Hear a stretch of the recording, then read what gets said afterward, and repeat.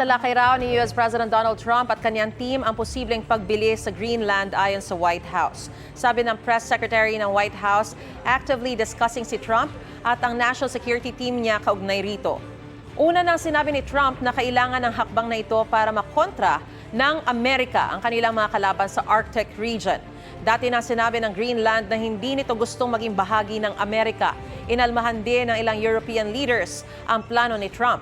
Anila ang Greenland ay para lamang sa mga tao nito. Pinaigting na rin daw nila ang kanilang presensya sa Arctic region para mapanatili ang kaligtasan at kaayusan doon.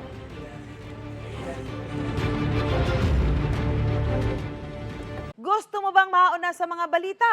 Mag-subscribe na sa GMA Integrated News sa YouTube at tumutok sa unang balita.